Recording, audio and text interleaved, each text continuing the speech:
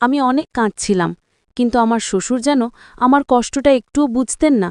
তিনি সেই একই কাজ করতে থাকতেন, যা আমাকে আরও বেশি আঘাত দিত। যদি তিনি একটু থেমে যেতেন অথবা কাজটা একটু ধীরে কোমলভাবে করতেন, তাহলে হয়তো এতটা কষ্ট পেতাম না। বন্ধুরা, এটা কোনো গল্প নয়, এটা আমার জীবনের একেবারে সত্য ঘটনা। জানতে চাইলে ভিডিওটা একটুও স্কিপ না করে শেষ পর্যন্ত দেখবেন। বন্ধুরা, আমার নাম দীপা, আমার বয়স ২৬ বছর। আমার শ্বশুরের নাম আদিল। উনি দেখতে বেশ স্মার্ট। কেউ কখনোই বুঝবে না যে তার বয়স ৪৭ বছর। তাকে দেখে মনে হয় যেন ৩৪-৩৫ বছরের এক তরুণ। আমার স্বামীর নাম রাকেশ। ছোটবেলায় এক ভয়ঙ্কর দুর্ঘটনায় সে এক হাত হারায়। আমি গরিব ঘরের মেয়ে, তাই পরিবারের সিদ্ধান্তে আমার বিয়ে হয় রাকেশের সঙ্গে। প্রথমে রাকেশকে আমার ভালোই লেগেছিল। তার ব্যবহার, কথা বলার ভঙ্গি সবই খুব ভদ্র আর মিষ্টি লাগত।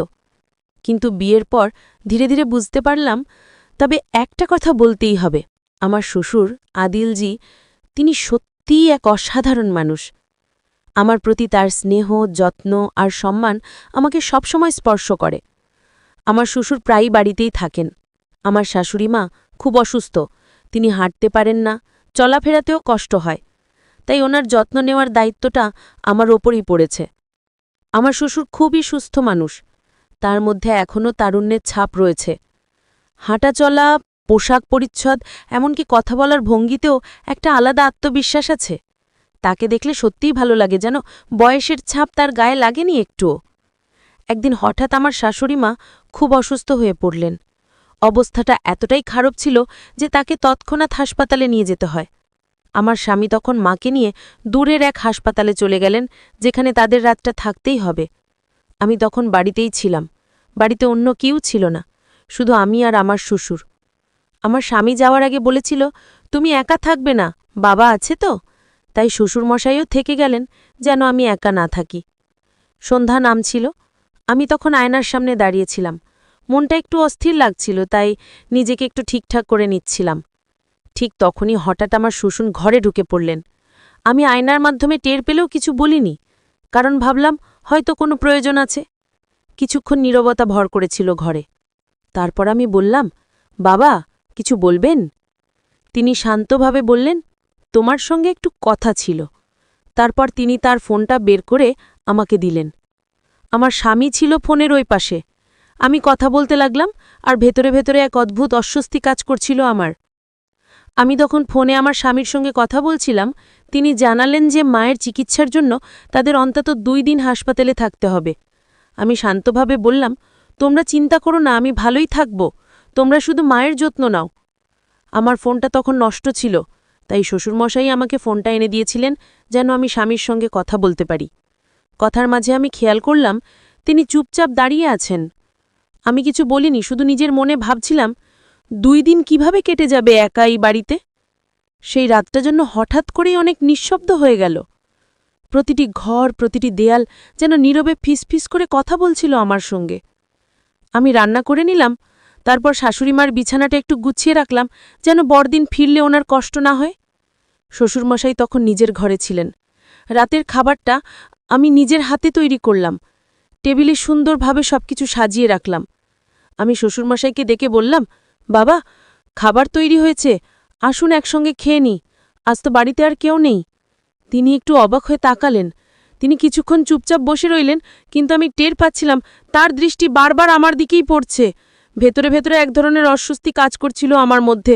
মনে হচ্ছিল কিছু একটা যেন ঠিক নেই। আমি নিজেকে সামলে নিয়ে চুপচাপ খাবার শেষ করলাম, কিন্তু মনে তখন হাজারো প্রশ্ন। কেন এমন লাগছে? আমি কি ভুল ভাবছি? আমি টের পাচ্ছিলাম শ্বশুরমশাইয়ের চোখ বারবার আমার দিকে পড়ছে। প্রথমে ভেবেছিলাম হয়তো কাকতালীয়, কিন্তু কয়েকবার এমন হবার পর মনটা অদ্ভুত এক অস্বস্তিতে ভরে উঠল। ভেতরে ভেতরে নিজেকে সামলানোর চেষ্টা করছিলাম। ভাবছিলাম আমি হয়তো ভুল বুঝছি, কিন্তু সেই নীরব দৃষ্টিটা যেন আমাকে বারবার প্রশ্নের মুখে দাঁড় করিয়ে দিচ্ছিল। আমি তখন দ্রুত খাবার শেষ করলাম, থালাগুলো গুছিয়ে রাখলাম। তবুও মনে হচ্ছিল বাতাসে যেন এক অচেনা ভার লেগে আছে। নিজের ঘরে ফিরে এসে দরজাটা হালকা বন্ধ করলাম, জানালার পাশে বসে গভীর নিঃশ্বাস নিলাম। মনে হচ্ছিল আজকের এই সন্ধ্যাটা যেন অন্য সব দিনের মতো নয়, কিছু একটা বদলে গেছে, কিন্তু ঠিক কি তা আমি বুঝতে পারছি না। রাতটা কেটে যাচ্ছিল ধীরে ধীরে। জানালার বাইরে অন্ধকার, আর ঘরের ভেতর নিস্তব্ধতা। সব মিলিয়ে মনটা ভারী হয়ে উঠছিল। আমি বিছানায় শুয়ে চোখ বন্ধ করলাম, কিন্তু ঘুম এলো না। মনে হচ্ছিল সারাদিনের ঘটনা মাথায় ঘুরছে একটানা। কেন জানি আজ সবকিছু এত অচেনা লাগছিল।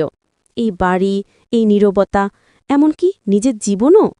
ভাবছিলাম হয়তো আমি শুধু ক্লান্ত, হয়তো সবই আমার মনের ভুল। নিজেকে বোঝাতে চেষ্টা করছিলাম, কিন্তু বুকের ভেতর একটা অজানা ভর জমে যাচ্ছিল, যেটা আমি কাউকে বলতেও পারছিলাম না।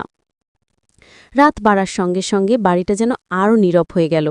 ঘড়ির কাঁটার টিকটিক শব্দে যেন সময়টাকে থামিয়ে দিচ্ছিল। আমি বিছানায় শুয়ে ভাবছিলাম, জীবনটা কতটা অদ্ভুত। যাদের ভরসায় থাকা উচিত, কখনো কখনো তারাই যেন সবচেয়ে অচেনা হয়ে যায়। ঘুম আসছিল না, তাই উঠে জানালার পর্দা সরিয়ে বাইরে তাকালাম। অন্ধকার আকাশে কিছু তারা জ্বলছিল। মনে হলো তারাও যেন আমার মতো একা। রাতটা তখন গভীর হয়ে এসেছে। বাড়ির চারপাশে এক অদ্ভুত নীরবতা ছেয়ে আছে। হঠাৎ বাইরে থেকে একটা শব্দ পেলাম। মনে হলো কেউ যেন বারান্দার পাশে কিছু সরালো। বুকটা ধক করে উঠল। ভয় মিশ্রিত কৌতূহল আমাকে চুপ করে থাকতে দিল না। আমি ধীরে ধীরে দরজার কাছে গেলাম, তারপর কপাল ভাঁজ করে দরজাটা খুলে বাইরে তাকালাম। বাতাসে হালকা ঠান্ডা ভাব, চারপাশ অন্ধকার, কিন্তু কাউকে দেখা গেল না। আমি কিছুক্ষণ দাঁড়িয়ে রইলাম। মনটা কেমন অস্থির লাগছিল। ভাবলাম হয়তো বাতাসে কিছু পড়ে গিয়েছিল। তাই আবার ঘরে ফিরে এসে দরজাটা ভেতর থেকে লাগিয়ে দিলাম। একটু শান্ত হওয়ার চেষ্টা করছিলাম, ঠিক তখনই দরজায় টকটক করে কারোর কড়া নাড়ার শব্দ পেলাম। চমকে উঠছে বললাম, কে? বাইর থেকে ভেতরে ভেসে এলো গম্ভীর পরিচিত একটা কণ্ঠ। আমি, আদিল। দরজাটা খোলো তো দীপা। আমি অবাক হয়ে গেলাম। এই সময়? কিছু দরকার বাবা? তিনি বললেন, একটু জরুরি কথা ছিল, বাইরে দাঁড়িয়ে বলা যাবে না, দরজাটা খোলো। তার কণ্ঠে একটা অদ্ভুত শান্ত সুর ছিল, কিন্তু তাতে একটুকরো উদ্বেগও মিশেছিল। আমি কয়েক মুহূর্ত দ্বিধায় দাঁড়িয়ে রইলাম, তারপর ধীরে ধীরে দরজার ছিটকিনি খুলে দিলাম। তিনি ঘরে ঢুকলেন, চোখে যেন চিন্তার ছাপ। আমি তাকে বসতে বললাম, তারপর জিজ্ঞেস করলাম, বলো বাবা, কি হয়েছে এত রাতে হঠাৎ? তিনি একটু থেমে বললেন, আসলে একটা গুরুত্বপূর্ণ কথা ছিল, যা ফোনে বা বাইরে বলা যায় না। ভাবছিলাম এখনই বলি, নয়তো মনটা শান্ত থাকবে না। আমি তার দিকে তাকিয়ে রইলাম, মুখে গম্ভীরতা, চোখে অদ্ভুত এক গভীরতা। ঠিক তখনই হঠাৎ পুরো বাড়ি অন্ধকারে ঢেকে গেল। বিদ্যুৎ চলে গেছে। ঘরটা নিস্তব্ধ হয়ে গেল, শুধু বাইরে থেকে ভেসে আসছিল ঝিঝি পোকার একটানা ডাক। আমি বললাম, আরে কারেন্টটা গেল কেন? আমি একটা মোমবাতি জ্বালাই। তিনি ধীরে বললেন, না থাক, দরকার নেই, আমি এখানেই আছি। অন্ধকার ঘর, নিঃশব্দ রাত, আর দুজন মানুষ যাদের মধ্যে হঠাৎ যেন এক অজানা উত্তেজনা আর রহস্য জমে উঠল নিঃশব্দ বাতাসে।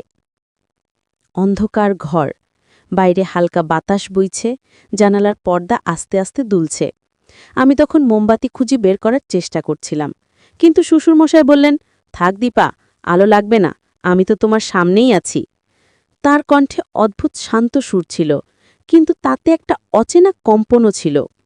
আমি বললাম, তুমি বসো বাবা, আমি একটু আলো জ্বালাই, অন্ধকারে থাকতে ভালো লাগছে না। তিনি নরম গলায় বললেন, দীপা, তুমি জানো অনেক দিন ধরে কিছু একটা বলতে চাইছিলাম, কিন্তু সুযোগই হচ্ছিল না। আমি অবাক হয়ে তাকালাম, কি কথা বাবা? তিনি কিছুক্ষণ চুপ করে রইলেন।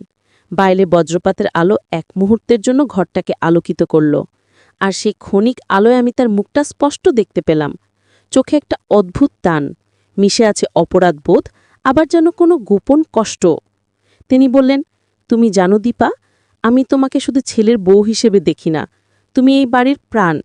এমন মেয়ে খুব কমই দেখা যায়, এমন মায়া, এমন যত্ন, অনেক কৃতজ্ঞ আমি তোমার প্রতি। আমি নরম গলায় বললাম, বাবা তুমি এমন বলো না, আমি তো যা করছি আমার কর্তব্যই করছি। তিনি হালকা হাসলেন, কিন্তু সেই হাসিতে এক গভীর ব্যথা লুকানো ছিল। তুমি জানো দীপা, আমি অনেক বছর ধরেই একা। তোমার শাশুড়ি অসুস্থ হয়ে পড়ার পর এই বাড়িটা যেন নীরব হয়ে গেছে। আমি প্রতিদিন কারো সঙ্গে দুটো কথা বলতে চেয়েছি, কিন্তু পাইনি। তার গলায় একটা কাঁপুনি টের পেলাম। আমি চুপ করে রইলাম, শুধু শুনছিলাম তার কথাগুলো, যেভাবে প্রতিটি শব্দে জমে আছে একলত্বের ভার। হঠাৎ তার কণ্ঠ নিচু হয়ে গেল, তুমি কি জানো দীপা, তোমার হাসিটা আমার এই নিঃসঙ্গ জীবনের একমাত্র আলো। আমি স্তব্ধ হয়ে গেলাম।